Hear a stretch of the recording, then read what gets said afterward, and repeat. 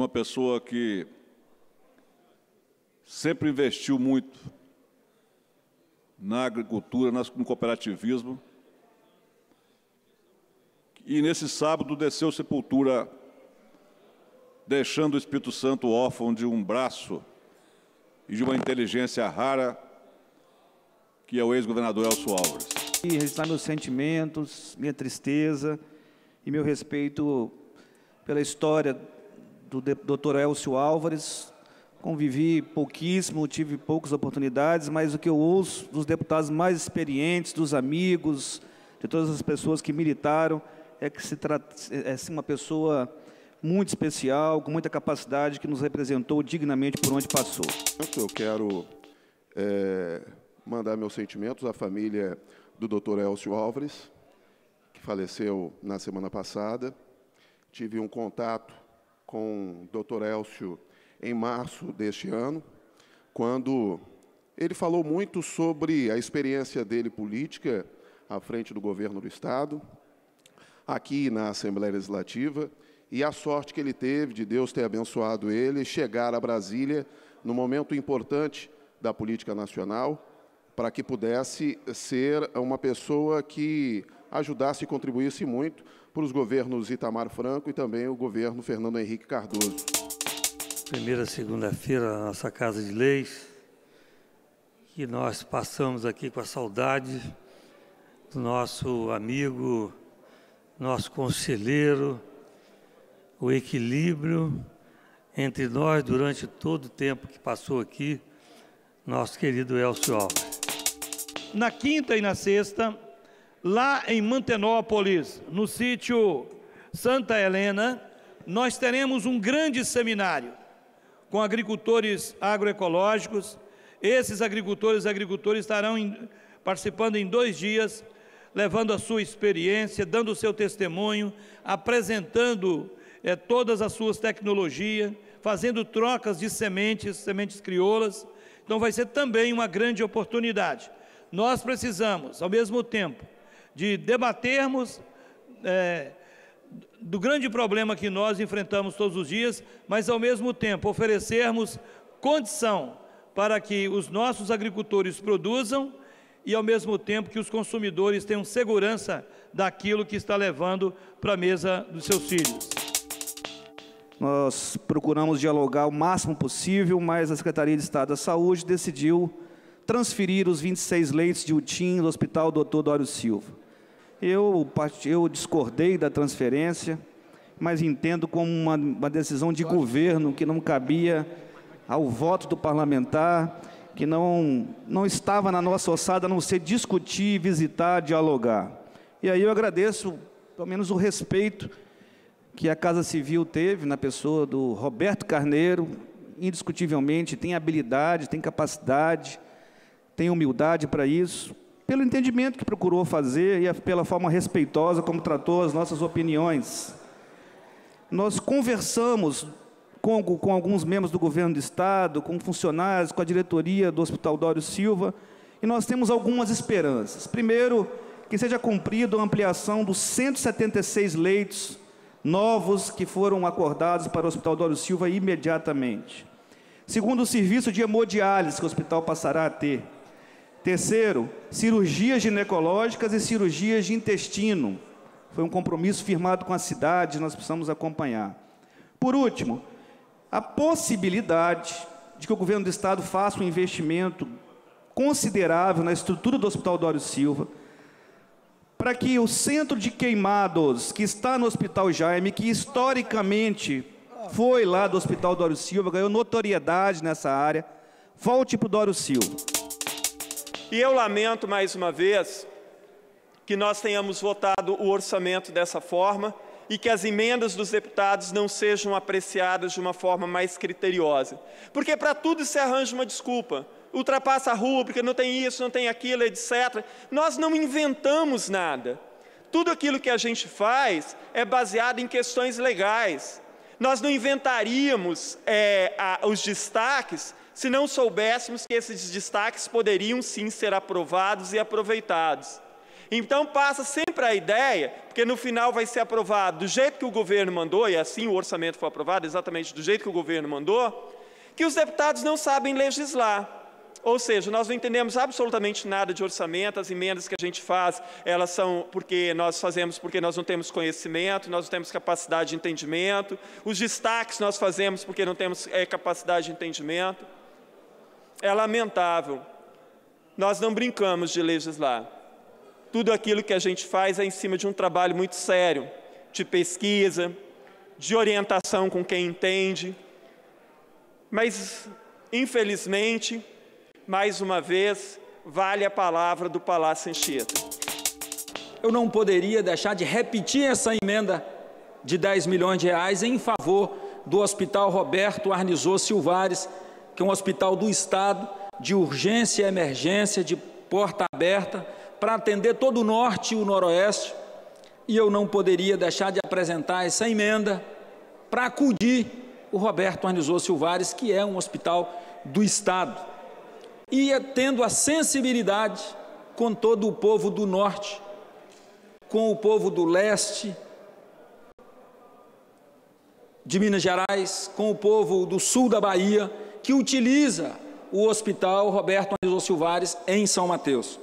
Mas eu tive o cuidado de, para colocar essa emenda de 10 milhões na saúde e para o Hospital Roberto Arnizô Silvares, de tirar de onde é permitido tirar.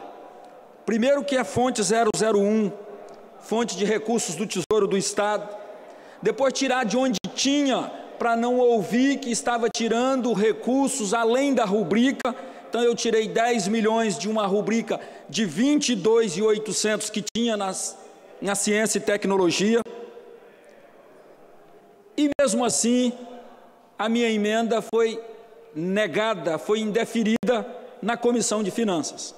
Como eu conheço muito bem esse orçamento e preciso dar crédito nessa fala do deputado Sérgio Majestic, quando diz que o orçamento do jeito que vem, ele é votado e aprovado, questionei e questiono até uma regra desta casa, de iniciativa do saudoso deputado Edson Vargas, de que a Comissão de Finanças da Assembleia Legislativa precisa, quando da chegada do orçamento nessa casa, fazer audiências públicas nas regiões do Estado, com a sociedade, para discutir a peça orçamentária. Eu discordo veementemente dessa discussão e dessas audiências públicas, porque não muda uma única vírgula.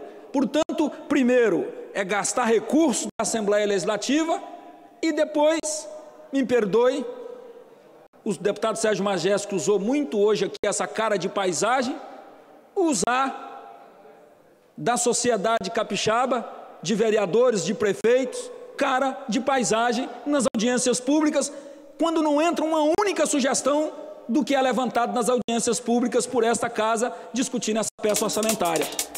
A matéria aprovada sob acusação de ter sido feita a pedido de uma empreiteira brasileira que tinha interesse no Porto de Santos e, portanto, interessado em prejudicar o Espírito Santo, que é um estado que competia em face do Fundap com o Porto de Santos,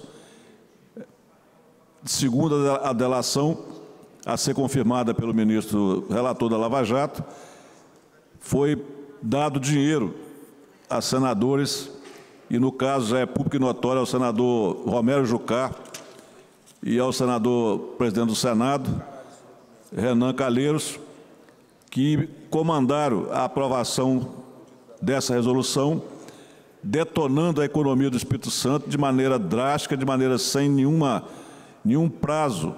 E isso foi, inclusive, muito discutido pela bancada federal do Espírito Santo. Pelo menos um período de transição, eles não permitiram nem a transição, quer dizer, abruptamente deram prejuízo ao Espírito Santo incalculável. É triste saber que um Senado, da importância do Senado brasileiro, que já teve memoráveis participações na economia do Brasil e na economia do mundo, que já passou por lá pessoas de alta capacidade intelectual e de oratória e de compromisso público, se prestasse a esse tipo de ação. Eu imagino até que a maioria dos senadores que votaram essa resolução votaram sem ter conhecimento de que alguém estava levando dinheiro e induziu a maioria a votar como se aquilo realmente fosse uma medida que ia fazer justiça.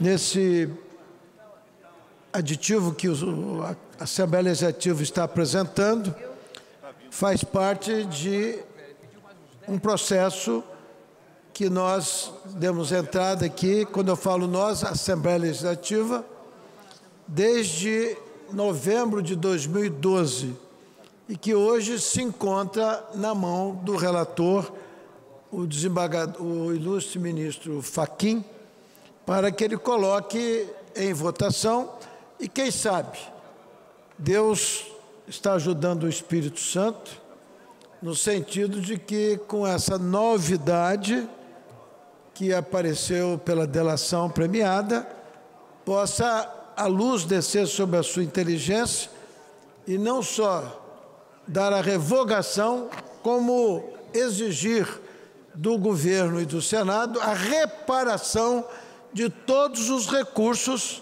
que deixaram de vir para o progresso e desenvolvimento desse Estado. Para que anule essa sessão, conforme foi aqui colocado pelo deputado Edson, a anulação dessa sessão, que foi motivo de falcatruas, onde houve uma conspiração, onde houve compra de voto caracterizado crime e que está denunciado na delação premiada do ex-diretor da Odebrecht de relações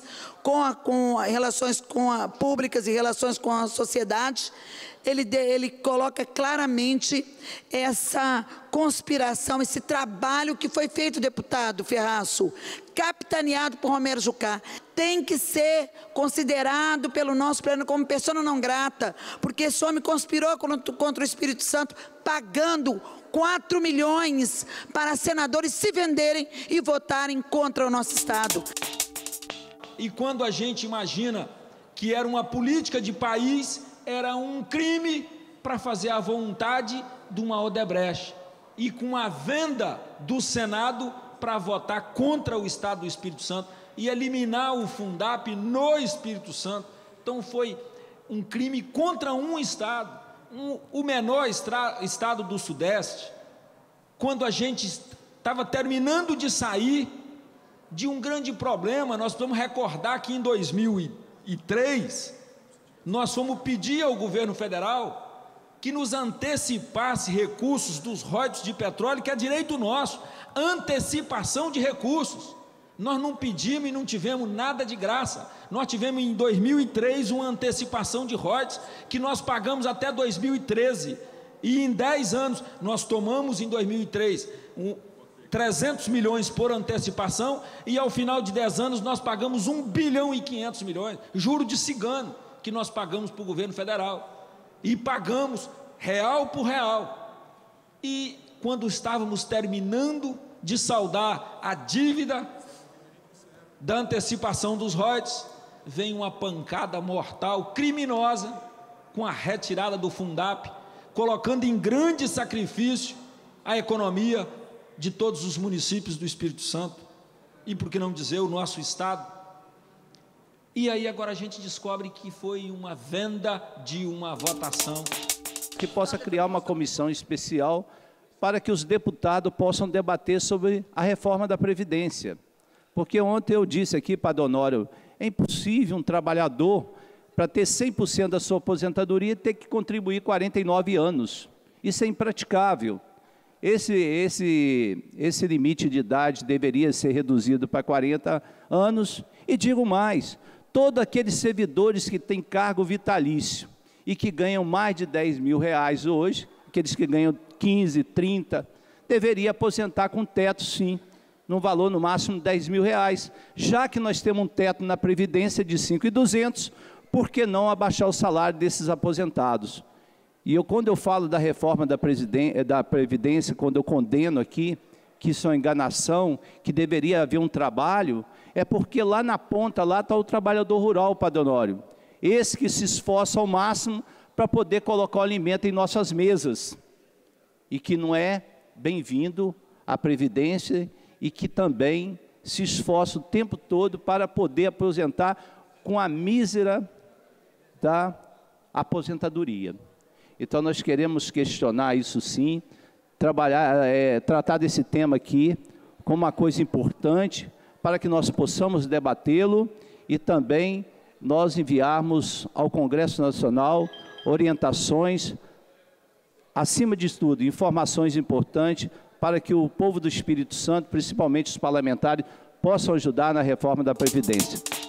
Início do mês, dia 1º de dezembro, lá em Linhares, na unidade de atendimento socioeducativo, de internação, aconteceu uma trágica notícia para todos nós, que veio a óbito um jovem que foi espancado dentro dessa unidade. E uma unidade que teria que comportar 90 internos e que hoje abriga ali 213. Então, a superlotação que existe nestes locais, nessas internações, é que justamente nós estamos vivendo, nos últimos 5 anos, a cada ano, um jovem sendo assassinado dentro das unidades. Então, eu faço um apelo hoje, nesta manhã, ao governo do Estado, que precisamos garantir o direito, pelo menos de tranquilidade dessas famílias, desses jovens, de estarem ali. Eles precisam pagar, sim, pelos crimes cometidos, mas que tenham segurança dentro dessas unidades. Por isso que hoje eu venho aqui, fazendo esse apelo. Eu estive lá, logo em seguida, como presidente da Comissão da Assistência Social e Socioeducação, estive logo em seguida lá nessa unidade e detectei que lá o que está ocorrendo é a superlotação, que justamente vem provocando essa situação dentro dessas unidades. Foi emocionante ver, por exemplo, Centro-Serra, né, deputado Bruno Lamas, a diretora mostrar a escola que ela pegou e a escola que está hoje, num bairro onde tem traficante, hein? Central Carapina, num bairro que tem, deputado Sandro Locutor, os traficantes, mas ela conseguiu, mobilizando a sociedade, ela conseguiu, mobilizando os alunos, os pais de alunos, portanto, as famílias. Hoje, a escola de 1.500 alunos, deputado Teodorico, é um exemplo para o país. Foram 8 escolas. A escola de Santa Maria de Jetibá nos causou impacto muito grande, que Boa Esperança, que trouxe aqui, na verdade, o professor Emerson. Para falar em professor Emerson, queria que os deputados me ouvissem, mas eu falo com a sociedade do Espírito Santo. Nosso professor nota 10 está entre os 50 professores melhores do mundo. Chegou o resultado ontem. Tem que acreditar na sua potencialidade. O professor Emerson, com 25 anos, está aprovado entre os 50 melhores do mundo. E eu espero que ele ganhe o prêmio de melhor do mundo.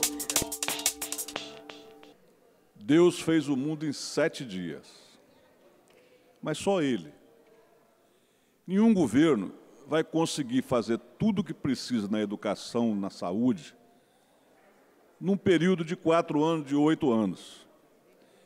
Então, eu entendo as razões de quem critica o modelo, de quem critica o procedimento de qualquer ideia imposta, colocada como alternativa.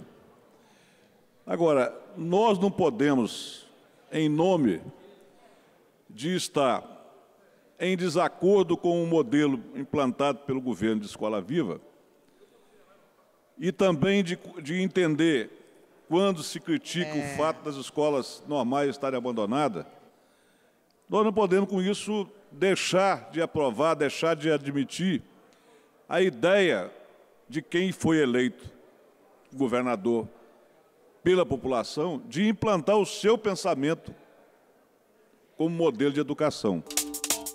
Às vezes as pessoas tentam desqualificar o que eu digo aqui ou deturpar as minhas palavras.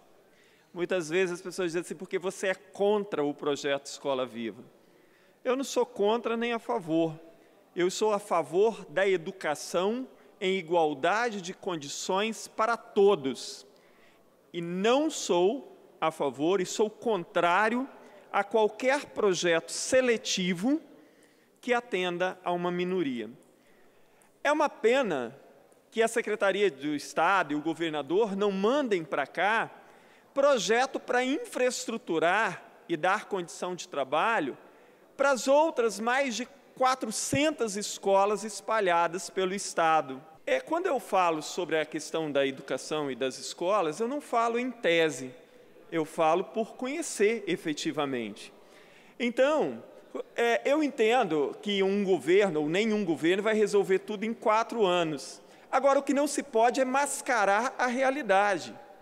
Então, quando nós temos, assim, no caso da educação, é como se nós tivéssemos uma casa velha, com telhado ruindo, com as paredes rachadas, com fundamento condenado, com os móveis todos velhos. Aí eu tive uma grande ideia. Para resolver o problema, eu vou comprar uma TV de última geração de 70 polegadas.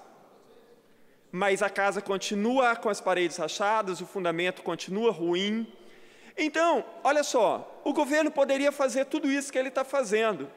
Mas eu já visitei 187 escolas até na semana passada, fazendo um diagnóstico em cada escola, com tudo registrado no meu gabinete. Então, eu vou só dar alguns dados dessas 187 escolas. 71% dessas escolas têm internet inadequada.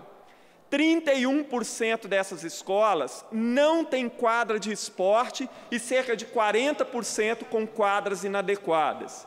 Aproximadamente 49% dessas escolas têm biblioteca inadequada. A maioria, mais de 60% dessas escolas não têm sequer acessibilidade. Quase 70% dessas escolas têm problemas com a rede elétrica. É disso que eu estou falando. Nós entendemos que o Estado precisa estar investindo na educação. Não importa se seja na Escola Viva ou se seja em outra escola. Mas o que me traz uma estranheza é que esse ano as escolas do campo têm feito um esforço sobrenatural para dialogar com o governo. E praticamente todas as tentativas de diálogo caem sempre naquela mesma explicação. É preciso reduzir custos, é preciso reduzir salas de aula lá nas escolas do campo. Ora, nós tivemos o início do ano, as escolas dos assentamentos precisando ir ao Palácio para tentar uma audiência com Paulo Hartung. E sequer foram ouvidas. Sequer foram ouvidas. Nós temos as escolas de regime de alternância, um dos exemplos é a escola do CIE de Águia Branca, que é um modelo de escola viva nos moldes da educação do campo.